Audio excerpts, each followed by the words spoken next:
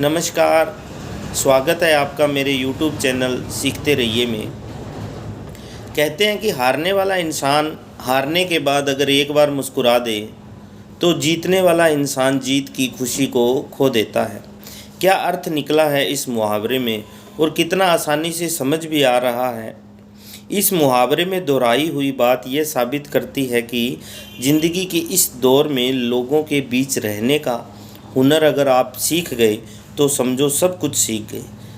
कैसा ज़माना है कि सच्चाई और ईमानदारी से भरोसा ही उठने लगा है। आखिर ऐसा क्यों?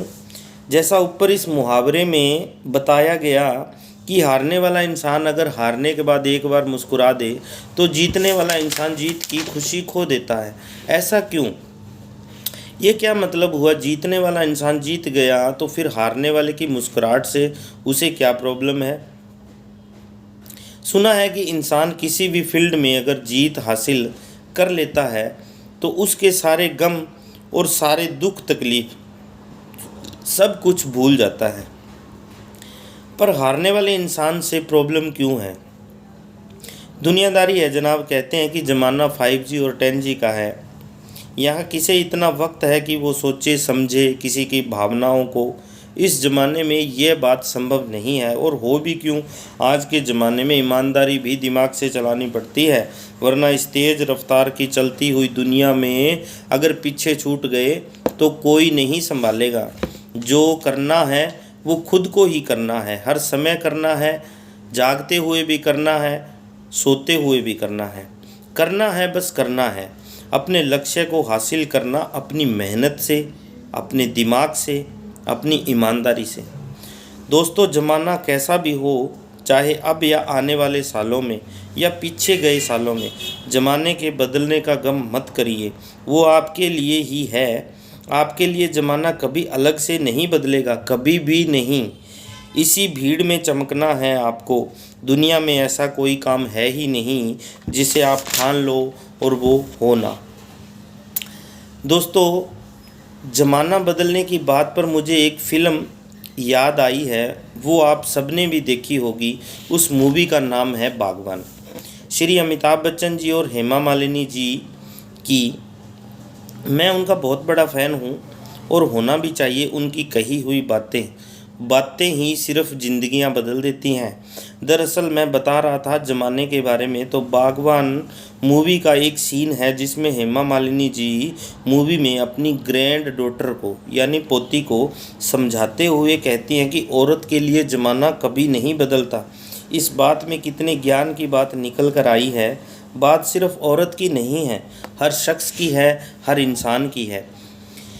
अगर हम ज़माने के साथ चलें तो ज़माना बदलने का पता ही नहीं चलेगा कभी भी। हेमा मालिनी जी ने बागबान में जो शब्द यूज़ किए हैं, वो ये नहीं कहते कि औरत बंदिश में रहे या बाहर ना जाए या नौकरी ना करे।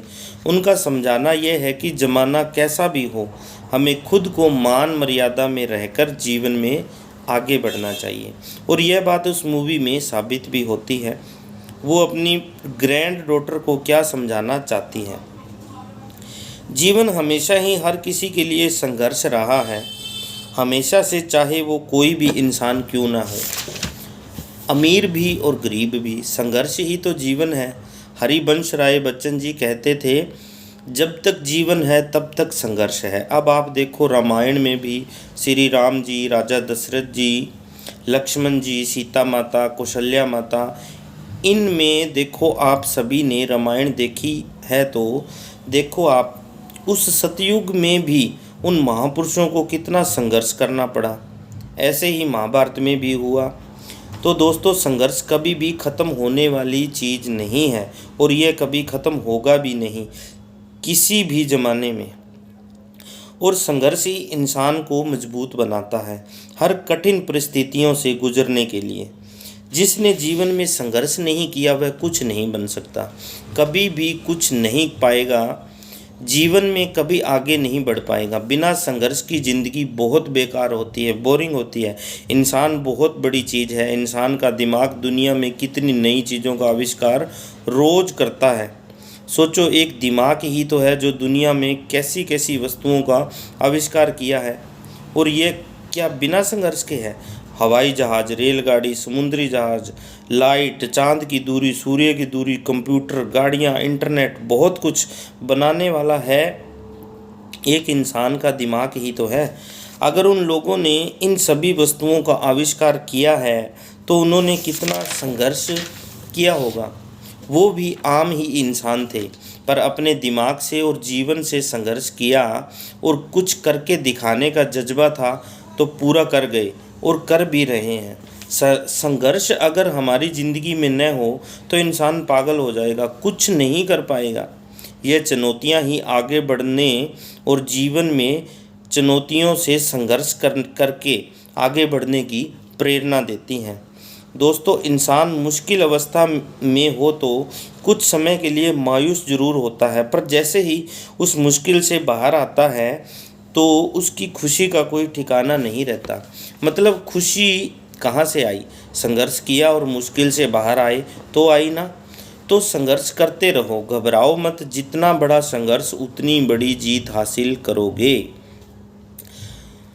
जो बच्चे सड़क के किनारे रहते हैं, मतलब जो झुग्गी झोंपड़ियों में जो बच्चे रहते हैं, ठंड के दिनों में भी आप देखना बिना कपड़े के घूमते रहते हैं। उनको जल्दी सी कोई सर्दी जुखाम बुखार नहीं होता है। और इसके अपोजिट कंबल और हीटर में रहने वाले बच्चों का सर्दी जुखाम जल्दी सी ठीक ही नहीं होता। अब मेरा मतलब ये नहीं है कि कंबल और हीटर वाले बच्चे भी सड़क पे आ जाएं, पर उनको हम बाहर नहीं निकालते, खेलने नहीं देते, हवा नहीं लगने देते, और जैसे ही कभी कभार वो हवा के संपर्क में आएंगे तुरंत बीमार हो जाएंगे। मतलब उस सर्दी के मौसम के साथ संघर्ष उनका नहीं हुआ है और एकदम से बाहर की हवा से बीमार पड़ गए। तो संघर्ष तो जन्मते बच्चों का भी है। तो मायूस नहीं होना है कभी भी। कहते हैं कि गुजरी हुई ज़िंदगी को कभी याद ना कर, तकदीर में जो लिखा है उसकी फरियाद ना कर। जो होगा वो होकर रहेगा, तू कल के फ़िक्र में आज की हंसी बर्बाद ना कर। हंस मरते हुए भी गाता है और मोर नाचते हुए भी रोता है। दुखों वाली रात नींद नहीं आती और खुशी वाली रात कौन सोता है। लफ्ज़ ही एक ऐसी चीज़ है जिसकी वजह से इंसान दिल में उतर जाता है या दिल से उतर जाता है। तो अपने लक्ष्य को चुनिए और टारगेट लीजिए और उस लक्ष्य को पूरा करने के लिए झोंक दो अपने आप को। चाहे जितना भी संघर्ष करना पड़े करिए, ना हारिए ना थकिए। भगवान ने संघर्ष हमारे सुख के लिए ही बनाए हैं। जब तक किसी भी लक्ष्य को पाने के लिए पूरी ताकत न लगे तब तक उस लक्ष्य के पाने की खुशी को आप एहसास नहीं कर पाओगे। फ्री में मिलने वाली चीज़ें हमेशा ही कुछ टाइम बाद बेकदर हो जाती हैं, क्योंकि उन चीज़ों को पाने के लिए भूख नहीं थी, कुछ संघर्ष नहीं हुआ, तो उनकी कीमत नहीं रहेगी, चाहे वो कितनी भी कीमती वस्तु हो। सो डियर, हमेशा ही कुछ पाओ तो संघर्ष से पाओ, तभी आप उनकी कीमत समझ सकोगे और कदर कर सकोगे।